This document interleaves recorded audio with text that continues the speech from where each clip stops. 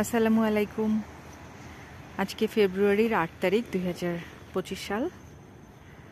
সকাল এখন 11টা বা 11:30 এরকম হবে। এটা হলো সাচকাচুয়ান নদীর পাড়ে। আজকের টেম্পারেচার সম্ভবত -15, রিয়েল ফিল হয়তো -17 এরকম কিছু। তো নাস্তা টাস্তা করে ভাবলাম যে একটু হেঁটে আসি, তাই আমরা তিনজন হাঁটা দিয়েছি। ওরা আমাকে রেখে অনেকটা দূরে চলে গেছে।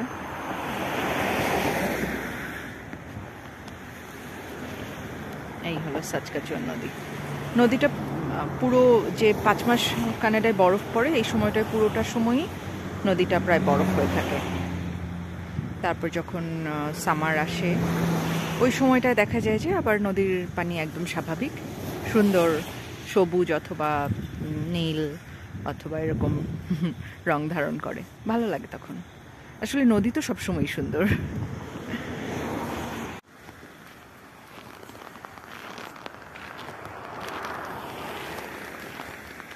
সাচকাচুয়ান নদীর আশেপাশে হাঁটতে আমার সবসময় ভালো লাগে, সেটা শীত, গ্রীষ্ম বা শরৎ, যে সময়ই হোক না কেন।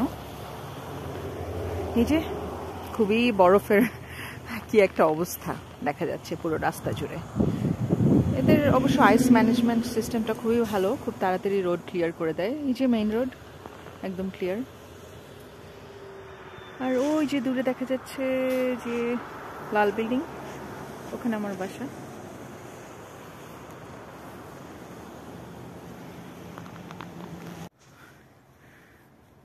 কানাডায় কিন্তু সারা বছর বরফ পড়ে না, শুধু 5 মাস টেম্পারেচার মাইনাস থাকে বেশিরভাগ সময়, কিন্তু কখনো কখনো প্লাসও থাকে। আর যখন প্লাস থাকে টানা কয়েকদিন, তখন দেখা যায় যে এই সব বরফ গলে একদম পানি হয়ে যায়। আর যে 7 মাস, ওই 7 মাস তাপমাত্রা মোটামুটি ভালোই থাকে। এটা হলো সাচকাচুয়ান নদীর পাশে একটু জঙ্গল বা পার্কের মতো জায়গা আছে। আমরা এমনিতে সামারের সময় মাঝে মাঝে এখানে হাঁটতে আসি বা ঘুরতে আসি, কিন্তু শীতে বরফের সময় কখনো আসা হয়নি, এটাই প্রথম।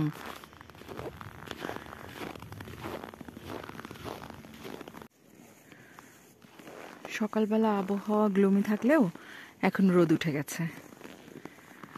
আর রোদ উঠলে যেটা হয় যে একটু পরেই মানে খুব শীত না, একটু হালকা মানে আরামদায়ক একটা আবহাওয়া তৈরি হয়ে যায়। হাঁটছি,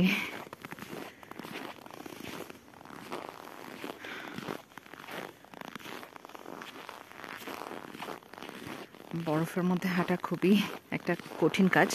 আমি তো কয়েকবার একটু পা পিছলে মনে হচ্ছিল পড়েই যাব।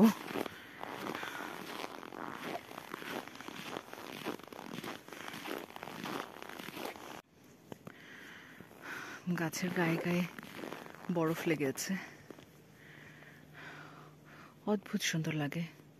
আমি যেহেতু শীত বেশি পছন্দ করি গরমের চেয়ে, আমার কাছে খারাপ লাগে না আসলে। জঙ্গলের পথে এই বরফ দেখে ভাবার কোনো অবস্থাই নাই যে রাস্তা আসলে এরা কত তাড়াতাড়ি ক্লিন করে ফেলে।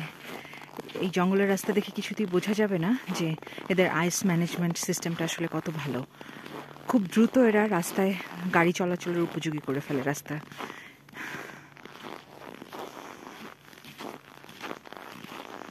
কিন্তু যেহেতু এটা জঙ্গলের পাশে, আসলে এই জন্য খুব বেশি মানুষজন আসলে এখানে আসে না শীতের সময়টায়, এই জন্য এরকমই থাকে আর কি।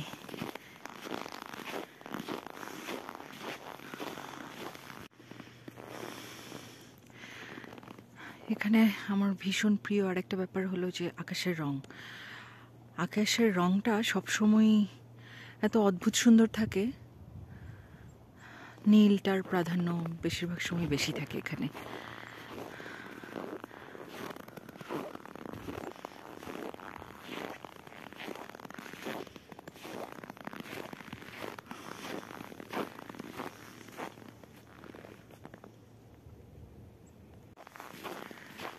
নদীর পাশে বা পার্কের এই সমস্ত জায়গাগুলো আসলে অফ লিশ এরিয়া, মানে আপনি আপনার গৃহপালিত যে প্রাণীগুলোকে রাখেন সেগুলোকে এখানে ছেড়ে রাখতে পারেন।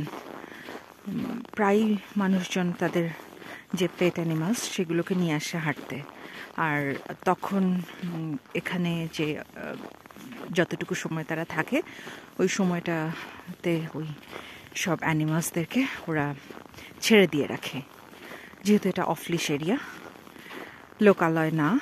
আর লোকালয়ে নিয়মটা সম্ভবত যে বেঁধে রাখার কারণে সবসময় দেখি যে অ্যানিমেলদেরকে ওরা ওদের সাথে সাথে রাখছে সব সময়, এবং কিছুটা শেকল বা এরকম কিছু দিয়ে রাখছে। আর এখানে ঢোকার সময়ই একটা সাইনবোর্ড দেখা যায় যেটাতে লেখা অফ লিশ এরিয়া, অর্থাৎ আপনি আপনার পেট অ্যানিমালদেরকে এখানে ছেড়ে রাখতে পারবেন। লোকালয় থেকে বেশ খানিকটা পাহাড়ি বা জঙ্গলের পথে হেঁটে এসে তারপরে যেখানে দাঁড়ালাম সেখান থেকে ভিউটা দেখতে পাচ্ছি এরকম। অনেকটা উপরে আমি, নিচে সাচকাচুয়ান নদীর পানি বেশিরভাগটাই বরফ হয়ে আছে, আর কিছু কিছু জায়গায় বরফ গলে পানি এরকম হয়ে আছে। আমি কিন্তু বেশ খানিকটা উপরে পাহাড়ি পথে, বোঝা যাচ্ছে না হয়তো।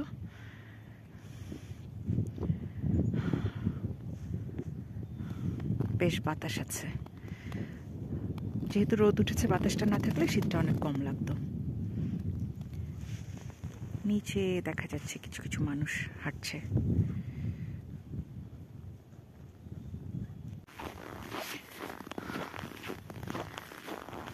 আমার সাথে এসেছিল আমার স্বামী আর আমার ছেলে, 8 বছর বয়সী।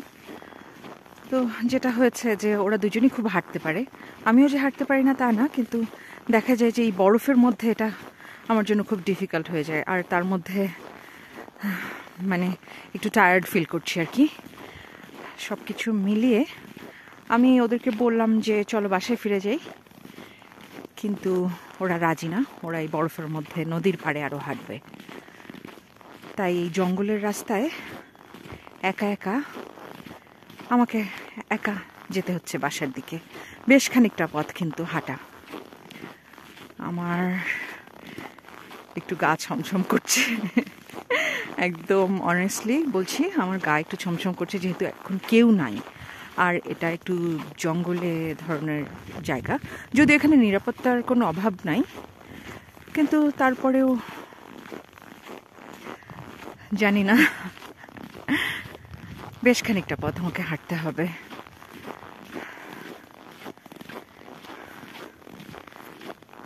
Let's see.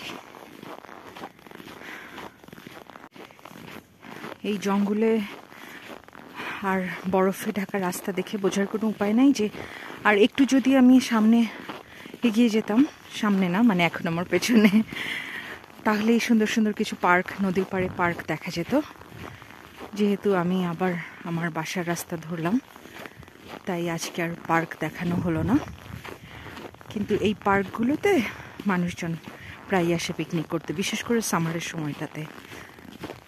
সময়টাতে এডমন্টনের যে পার্কগুলো সেগুলো বিশেষ করে ছুটির দিনগুলোতে মানুষজন দিয়ে ভরে যায়। Picnic, get together, birthday party, ছোটোখাটো বিভিন্ন অকেশন, সেলিব্রেশন, এগুলো এই পার্কে করে থাকে এরা। সামারের সময়টা আসলে কানাডা পুরো জমজমাট থাকে, মানুষজন বিভিন্নভাবে বিভিন্ন দিকে চলে যায় বেড়াতে, তাঁবু খাটিয়ে জঙ্গলে থাকে, এরকম বিভিন্ন কাজকর্ম এরা করে থাকে। যদিও আমি এখনও এরকম কিছুতে ওই অর্থে যাইনি, অর্থাৎ নাইট স্টে করা, তাঁবু খাটিয়ে এরকম এখনও আমার সাহসে কুলাইনি আসলে। যাচ্ছি বাসার দিকে। ওই যে বিল্ডিংয়ের মাথা দেখা যাচ্ছে লোকালয়ের। আমি কিন্তু বেশ অনেকটা সময় ধরেই হাঁটছি, রাস্তা ফুরাচ্ছে না আসলে। আর হঠাৎ করেই কেমন যেন সূর্যটা বোধহয় মেঘের আড়ালেই চলে গেল কিনা, রোদ চলে গেল এদিক থেকে।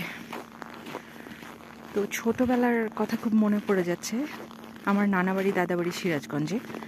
তো যেটা হয় যে বাঁশঝাড়, আপনারা অনেকে দেখেছেন বাঁশঝাড়। তো ছোটোবেলায় গ্রামে বেড়াতে গেলে যেটা হতো, রোদ উঠে গেছে। তো ছোটোবেলায় গ্রামে নানাবাড়ি দাদাবাড়িতে বেড়াতে গেলে যেটা হতো যে ঘন বাঁশঝাড়, সেই বাঁশঝাড় তলা দিয়ে যখন একা বা বন্ধুরা মিলে হেঁটে যেতাম, তখন একটা কেমন গা ছমছমে ব্যাপার থাকতো। মনে হতো এই বুঝি কিছু এলো কি না, এরকম। তো এই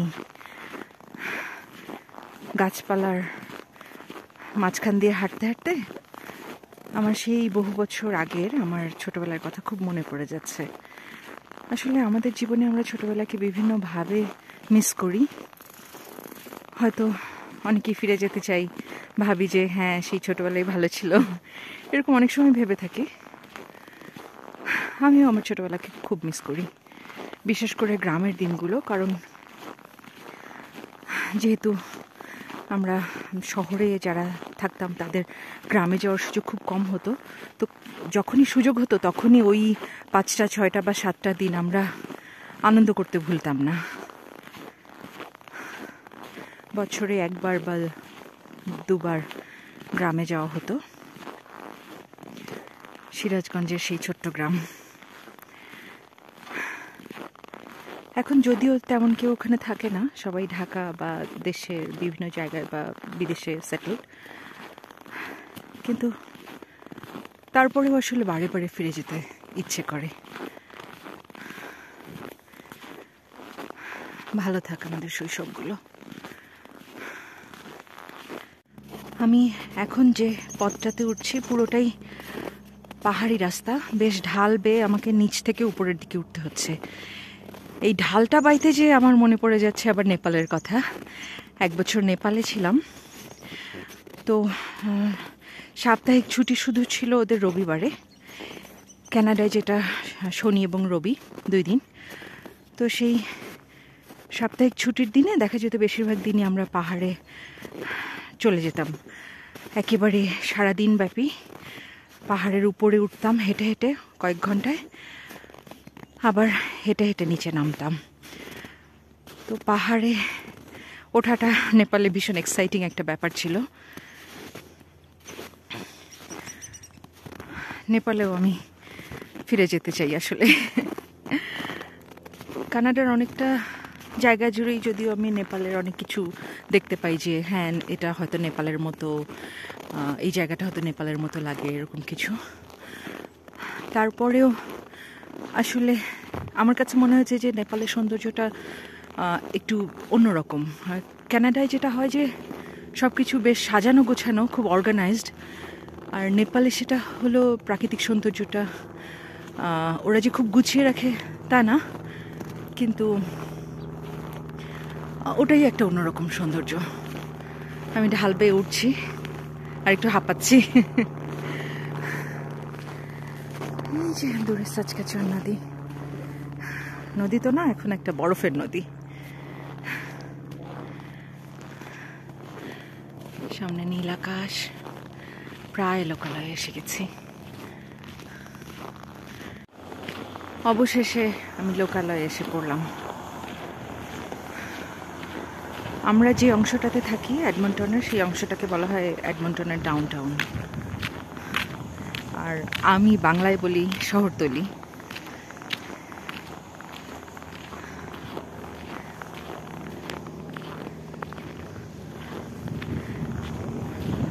আমার এই এলাকাটাই বেশি ভালো লাগে। এখানে মানুষজন বেশি, হই হট্টগোল বেশি, গাড়ি বা অফিস আদালত, স্কুল কলেজ, বাজার সব কিছুই বেশি। আমরা যারা অনেক জনসংখ্যার দেশ থেকে আসি তাদেরকে আসলে যেটা আমার কাছে মনে হয় যে তাদের হোম সিকনেসটা একটু বেশি হয়তো কাজ করে। তো মানুষজনের মধ্যে থাকলে সেটা ভালো। যদিও আমি একা থাকতে ছোটোবেলা থেকেই খুব পছন্দ করতাম, কিন্তু তারপরেও হোম সিকনেস তো আসলে এটা আপনি অ্যাভয়েড করতে পারবেন না। আপনি 11,000 12,000 মাইল দূরে আছেন, বাবা মা ভাই বোন আত্মীয় স্বজন সবাই 11-12,000 মাইল দূরে। আপনি যত ভালোই থাকেন, যত ভালো এবং সুন্দর ব্যবস্থাই অ্যাভেল করেন না কেন, আপনার কিন্তু আপনার দেশের কথা, মাটির কথা, আপনার বাবা মা সবার কথা খুব মনে পড়ে যাবে মাঝে মাঝেই।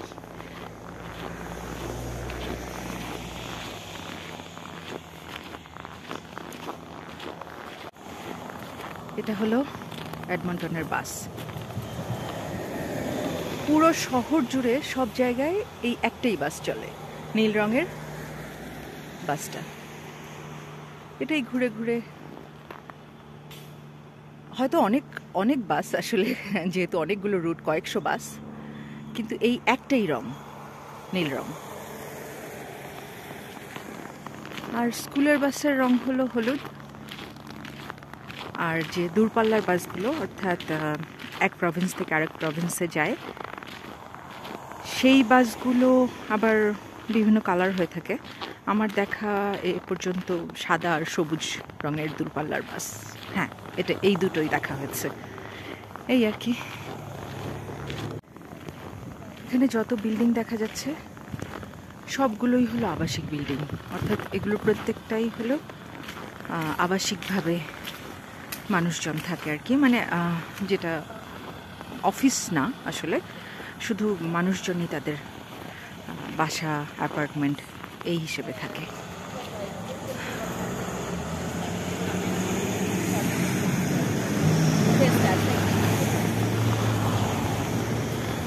দূরে দেখা যাচ্ছে ওই যে একটা, ওটা হলো একটা ফার্মাসি এবং মেডিকেল ক্লিনিক। কানাডার বাস স্টপগুলো সাধারণত এই যে এরকম হয়, পুরোটাই গ্লাস দিয়ে আটকানো, যেহেতু শীতের দেশ, মানুষজন যাতে শীতে কষ্ট না করে এই জন্য এভাবে। আর এখানে লেখা থাকে যে কয় নাম্বার বাস, অর্থাৎ কয় নাম্বার বাসের জন্য এখানে দাঁড়াতে হবে অথবা অপেক্ষা করতে হবে।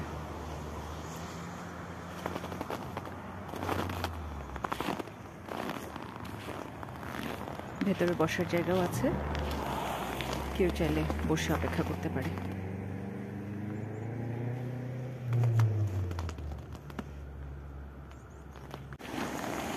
অবশেষে অনেক হাঁটাহাঁটি শেষ করে আমি প্রায় আমার বাসায় পৌঁছে যাচ্ছি। একই রকমের যে লাল দুটা বিল্ডিং দেখা যাচ্ছে, এটাকে আমরা বলি বোর্ডওয়াকের টুইন বিল্ডিংস, অর্থাৎ একই রকম এবং এরা একই কোম্পানির আওতাভুক্ত, বোর্ডওয়াক। তো ওই যে দ্বিতীয় বিল্ডিংটা যেটা লাল, ওটাতে আমি থাকি।